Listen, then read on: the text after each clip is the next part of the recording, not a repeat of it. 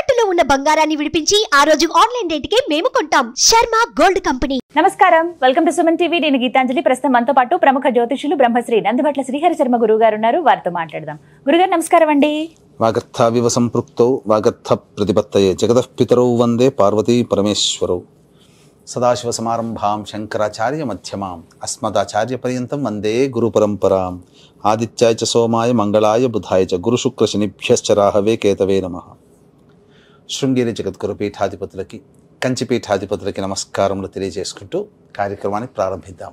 గురుగారు, ఈ మాసంలో చాలా విశేషమైన రోజులు ఉన్నాయి. అయితే దత్త జయంతి గురించి కొంతమంది అడిగారు. అసలు ఎప్పుడు జరుపుకోవాలి, వీటికి తిథి నక్షత్రం ఇలా ఖచ్చితంగా అంటూ ఉంటాయా, ఆ రోజున అసలు ఏ విధంగా పూజా కార్యక్రమం చేసుకోవాలి, ప్రత్యేకించి ఆ రోజున ఖచ్చితంగా ఈ పని చేయాలి అంటూ నియమాలు ఏమైనా ఉన్నాయా అని అడుగుతున్నారు. తప్పకుండానమ్మా. దత్త జయంతి అనేటువంటిది మనకు మార్గశిర శుద్ధ చతుర్దశి రోజున దత్తుని యొక్క జన్మ జరిగింది. బుధవారం రోజున కృత్తికా నక్షత్రం ఉన్న రోజున ఆయన జన్మించారు. పైగా గమనించుకున్నట్లయితే చాలా మంది చతుర్దశి తిథి, కానీ ఎక్కువ శాతం మంది మార్గశిర పౌర్ణమిని దత్త జయంతిగా జరుపుకుంటుంటారు. ఇక ఈ దత్త జయంతి సందర్భంగా దత్తుని యొక్క ఆవిర్భావాన్ని గనక తెలుసుకుంటే చాలా పుణ్యం సంప్రాప్తమవుతుంది. క్లుప్తంగా మనం తెలియచేద్దామమ్మా. ఈ యొక్క నారదుల వారు ఒకసారి విష్ణు భగవానుల వారిని వేనోళ్ల పొగిడి విష్ణు అనుగ్రహాన్ని పొందుతాడు. నారదా, నీ భక్తికి మెచ్చాను, ఏం కావాలో చెప్పునైనా అంటే, మీ యొక్క సత్వ రూపాన్ని నేను చూడాలనుకుంటున్నాను మహానుభావ అని చెప్పగా, అది భూలోకంలో భవిష్యత్తులో ఏర్పాటు అవుతుంది, అప్పుడు నువ్వు చూద్దు గాని అని చెప్పగా, ఆ భూలోకంలో విష్ణు భగవాన్ని పొందగలిగే దంపతులు ఎవరున్నారా అని చెప్పి వెతుక్కుంటూ వెళ్ళారట. వెళ్తూ వెళ్తూ అత్రి మహాముని ఆశ్రమానికి వెళ్ళారు. అక్కడ ఆ సమయంలో అత్రి మహాముల వారు లేరు. అనసూయాదేవి భార్య ఉంది. ఆమె మహాపతివ్రత ఇల్లాలు. రాగానే నారద మునిల వారిని సాదరంగా ఆహ్వానించి సత్కరించి అతిథి మర్యాదలు చేసి భోజనం తాంబూలాదులు ఇచ్చి పంపించి వేసింది. వెళుతూ వెళుతూ వైకుంఠానికి వెళ్ళగానే అమ్మవారితో ఉన్నటువంటి, అనగా అమ్మవారి పాదాలు తుతుంది, స్వామివారు శయనిస్తున్నారు. నారదుని రాకను చూసినటువంటి వాళ్ళు సాదరంగా ఆహ్వానించారు. ఏంటి విశేషాలు చెప్పనగా, నేను ఇలా భూలోకానికి వెళ్ళాను, అత్రి మహాముని భార్య అనసూయాదేవి గొప్ప పాతివ్రత్యం అనేటువంటి విషయంతో ఆ అనసూయాదేవిని పొగుడుతూ ఉన్నారు. సహజంగా ఆడవాళ్ళకి ఏంటమ్మా అసూయ ఉంటుంది కదా, తన ముందర ఒక ఆడవాళ్ళని పొగిడితే అసూయ పడతారు కదా. అందుకని లక్ష్మీదేవి కూడా అసూయపడి, అయితే ఆమె పాతివ్రత్యం ఎటువంటిదో పరీక్షించడానికే నా భర్తను పంపుతాను నారదా అని అంటుంది. ఈయన తిన్నక ఉండకుండా కైలాసానికి పోతారు. ఇదే విషయం అక్కడ చెప్పగా పార్వతీదేవి కూడా అసూయ పడుతుంది. నా భర్తను పంపిస్తానని పార్వతి అంటుంది. సావిత్రి సరస్వతి దగ్గరికి వెళతారు బ్రహ్మలోకానికి. బ్రహ్మదేవుడిది చెబుతుంటే సావిత్రి కూడా నా భర్తను పంపిస్తానంటుంది. ఈ విధంగా భార్య మాటను కాదనలేక ముగ్గురు కూడాను భూలోకానికి అత్రి మహాముని ఆశ్రమానికి వచ్చారు.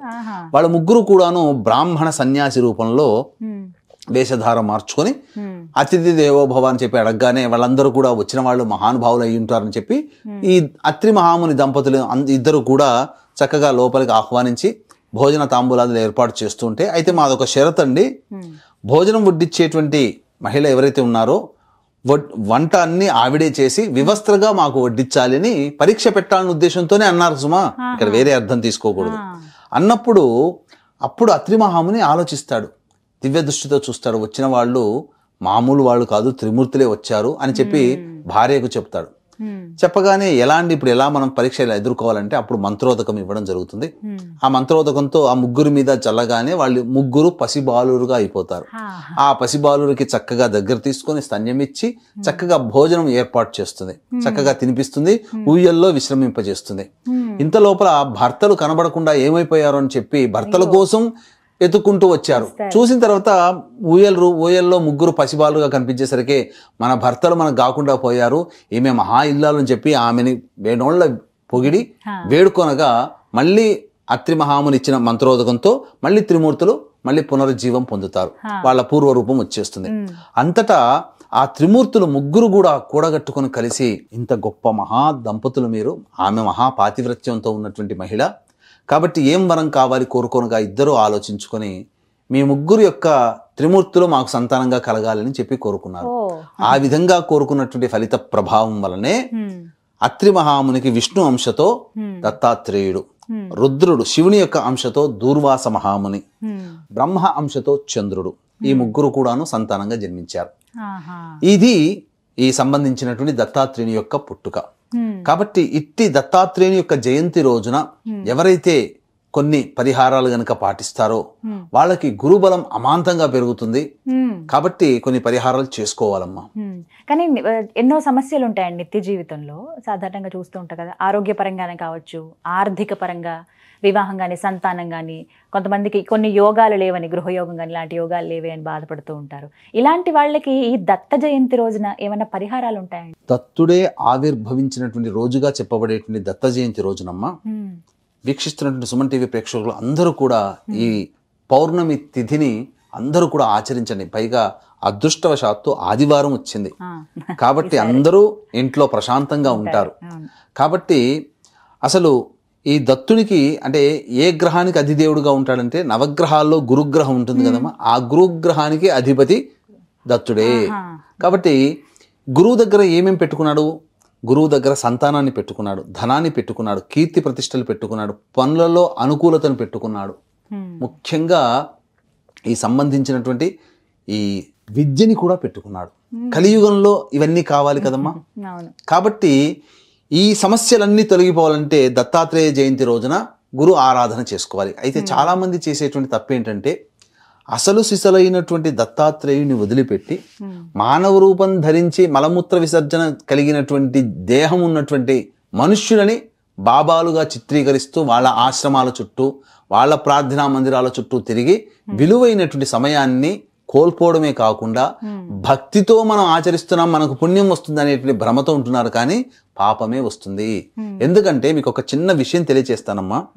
మనకు సపోజ్ మీకే ఒక డిపార్ట్మెంట్తో పని ఉంది, ఆ డిపార్ట్మెంట్లో డైరెక్టర్ మీకు తెలుసు, పిఏ కూడా మీకు కొత్తగా పరిచయం అయ్యాడు ఈ మధ్యనే, కానీ చిన్నప్పటి నుంచి మీకు ఆయన తెలుసు.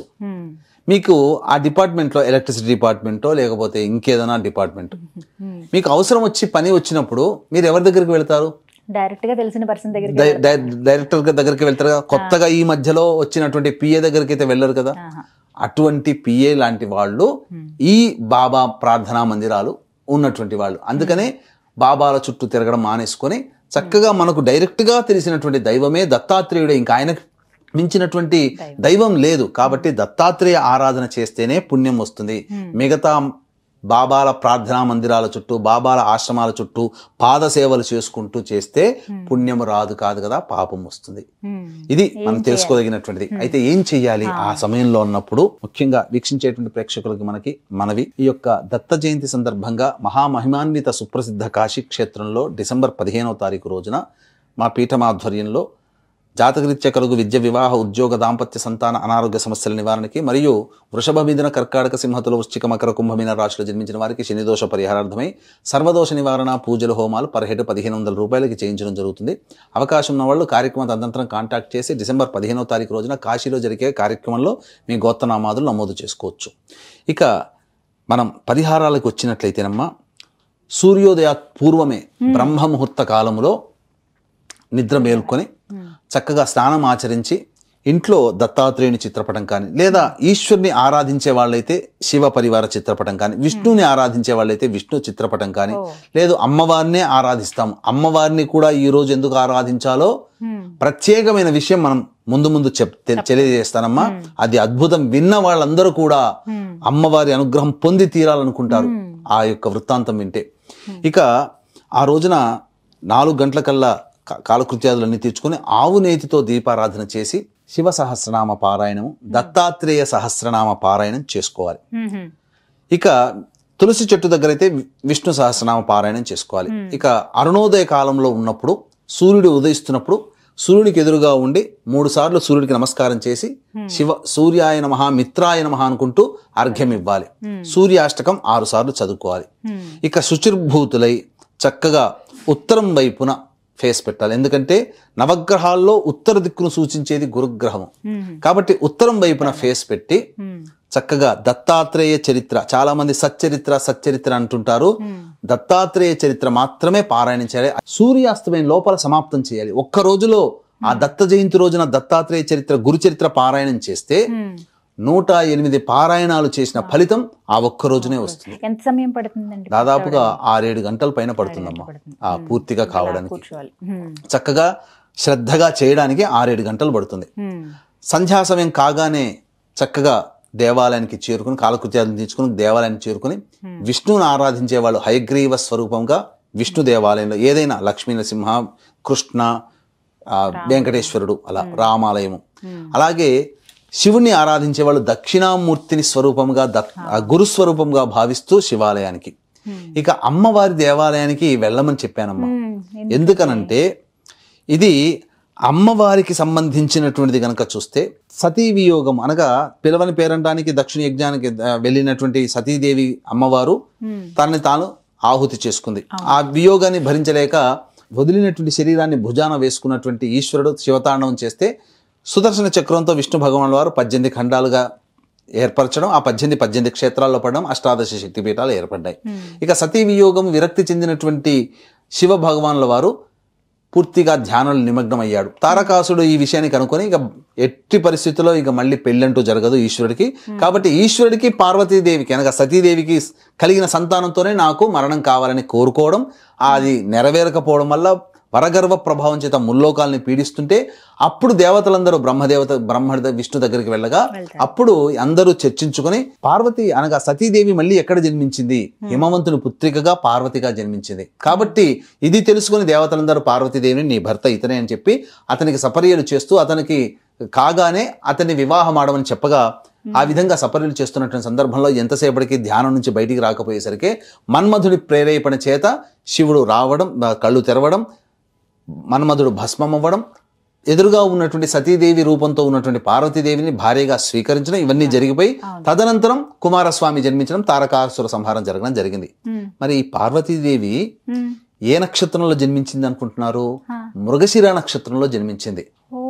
కాబట్టి ఆది దంపతులైనటువంటి శివ పార్వతులని సూచించే ప్రతిబింబం ఏంటి? ద్వాదశ రాశుల్లో జమిని అంటే మిథున రాశి. మిథున రాశిలో దంపతుల చిత్రం ఉంటుంది, అంటే ఆది దంపతులకి సూచిక. పార్వతీ అమ్మవారు మృగశిర నక్షత్రం కదా, ఖచ్చితంగా పార్వతీ అమ్మవారు 3-4 పాదాల్లో ఏదో ఒక పాదంలో జన్మించి ఉంటుంది. ఇక శివజన్మ నక్షత్రం ఆరుద్ర నక్షత్రం అందరికీ తెలిసిందే.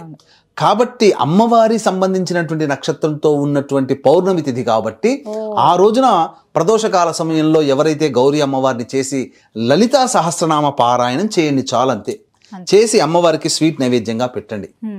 తప్పకుండా ఇవి చేయడం వల్ల ఉదయం గురుచరిత్ర, విష్ణు సహస్రనామ పారాయణం, సాయంకాలం లలిత అమ్మవారి లలితా సహస్రనామ పారాయణం, ఇవి చేయడం వల్ల జాతకంలో ఉన్నటువంటి నీచపడినటువంటి గురుగ్రహ ప్రభావం పూర్తిగా తొలగిపోయి గురు అనుగ్రహం కలుగుతుంది, ధన సంపాదన పెరుగుతుంది. సంతానం కావాలనుకునేటువంటి వాళ్ళకి దైవానుగ్రహంతో కలిగిన సంతానం అమ్మ. వివాహమైనటువంటి వాళ్ళు ఎవరైతే ఉంటారోనమ్మా, ఈ రోజున గనక పుణ్యాన్ని ఆచరిస్తే ఖచ్చితంగా శివ కేశవ అమ్మవారి అనుగ్రహంతో సంతానవంతులవుతారు. అదృష్టవంతమైన సంతానం కలుగుతుంది. విద్య రాకుండా ఇబ్బంది పడుతున్నటువంటి వాళ్ళకి భవిష్యత్తులో మార్చిలో ఎగ్జామ్స్ ఉన్నాయి. తల్లిదండ్రులు ఎవరు చేసినా విద్య అపారమైనటువంటి విద్య లభించి తీరుతుంది.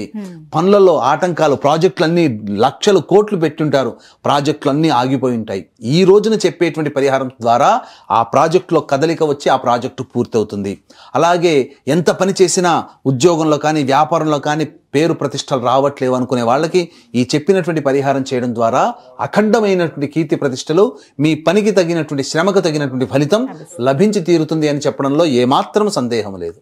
మొత్తం మీద దత్త జయంతి ఈ విధంగా చేసుకుంటే ఎన్నో సమస్యలకి పరిహారం అయితే ఉంటుందని చెప్పారు గురుగారు. చక్కగా వివరించారండి, ధన్యవాదాలు. సర్వం శ్రీ ఉమామహేశ్వర పర బ్రహ్మార్పణమస్తు.